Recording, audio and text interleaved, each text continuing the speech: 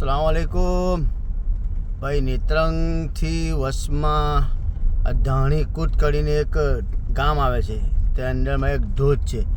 આ ગામડામાં રહીને ફળીઓમાં રહીને અમે ત્યાં આગળ પહોંચ્યા છે લોકેશન પર.